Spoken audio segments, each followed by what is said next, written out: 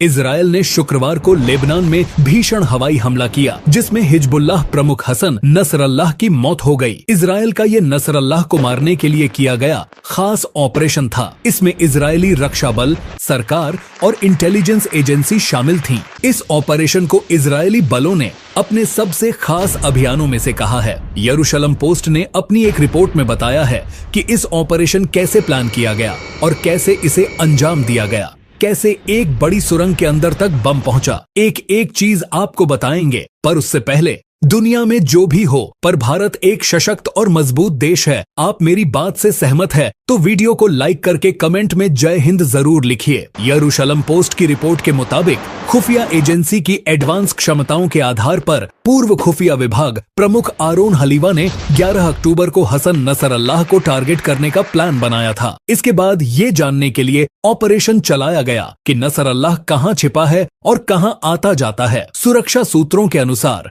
Nasrallah की हत्या के लिए राजनीतिक और खुफिया स्थितियां बुधवार तक तय कर ली गई थीं। बुधवार को हिजबुल्लाह नेतृत्व की बैठक के समय की जानकारी हासिल करने के बाद इस पर आगे बढ़ने का फैसला लिया गया। इस बीच इजरायली पीएम बेंजामिन नेतन्याहू ने अमेरिका के लिए उड़ान भर के भी हिजबुल्लाह को भ्रमित करने की कोशिश की। शुक्रवार सुबह अमेरिका से ही पीएम नेतन्याहू ने खुफिया जानकारी के आधार पर रक्षा मंत्री और चीफ ऑफ स्टाफ के साथ बैठक की। नेतन्याहू के यूएन भाषण से कुछ देर पहले उनको खुफिया जानकारी दी। इसके बाद नेतन्याहू ने इस हमले के लिए हरी झंडी दी, जिसके बाद वायुसेना कमान ने बंकर विस्फोट बमों से लैस विमानों को हरी झंडी दी। शुक्रवार शाम को बड़ी संख्या में लड़ाकू विमानों ने लेबनान की तरफ उड़ान भरी और एक बार संकेत मिलने के बाद दर्जनों बम उस इमारत पर गिराए जहां हसन नसरल्लाह मौजूद था। दहिया में बमबारी में 6 इमारतों को बमबारी में जमीन दोज कर दिया गया। नसरल्लाह समेत कई कमांडर इस हमले में मौके पर ही मारे गए। इस हमले के कुछ देर बाद ही इजरायली सेना ने दावा कर दिया था कि उसने नसरल्लाह को मार दिया है। हिजबुल्लाह ने हमले के एक दिन बाद नसरल्लाह की मौत की पुष्टि की। हिजबुल्लाह के बयान के बाद लेबनान के टीवी पर ये जानकारी दी गई। इस खबर को बताते हुए एक एंकर लाइव शो में रो पड़े। हिजबुल्लाह ने भी आखिरकार मान लिया है कि उसके चीफ नसरल्लाह की मौत हो चुकी है। इजरायल ने बेरूत पर एक टन के 80 बम हिजबुल्लाह के हेडक्वार्टर पर बरसाए थे। इसी में नसरल्लाह भी ढेर हो गया।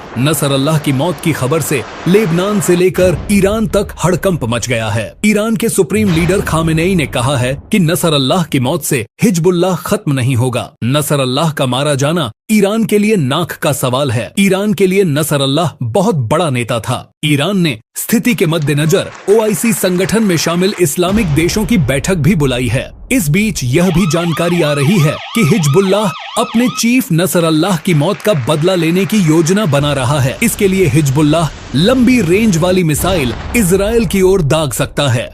यही कारण है कि अब इजरायल की नजर हिजबुल्लाह की मिसाइल सिटी पर है। दरअसल हिजबुल्लाह के पास भी बड़ी ताकत है। करीब 10 दिन पहले जब इजरायल के हमले शुरू हुए तो उसने कहा था कि आईडीएफ ने हिजबुल्लाह का गोला बारूद और रॉकेट के गोदामों को निशाना बनाकर उन्हें खत्म कर दिया है। लेकिन उसके बाद भी हिजबुल्लाह की तरफ से लगातार इजरायल की ओर रॉकेट दागे जाते रहे, यानी उसके गोला बारूद को उतना भी नुकसान नहीं पहुंचा था जितना बताया गया था। हिजबुल्लाह ने इस जंग में ऐसे भी मिडिल रेंज वाले रॉकेट दागे हैं जो इजरायल की राजधानी तेल अलीव और मोसाद के हेडक्वार्टर तक पहुंचे हैं। हिजबुल्लाह ने ऐसा मोसाद और नेतन्याहू को चैलेंज करते हुए किया था। इतना ही नहीं, 1 महीने पहले भी हसन नसरल्लाह ने मिसाइल सिटी नाम से एक वीडियो जारी किया था। वह अब भी हिजबुल्लाह के सोशल मीडिया प्लेटफॉर्म के साथ साथ अंतरराष्ट्रीय प्लेटफॉर्म पर मौजूद है, जहां पर कई किलोमीटर लंबी एक सुरंग दिखाई गई थी। इस वीडियो में दावा किया गया था कि लेबनान में ये मिसाइल सिटी है जिसमें लंबी रेंज वाली मिसाइलें मौजूद हैं।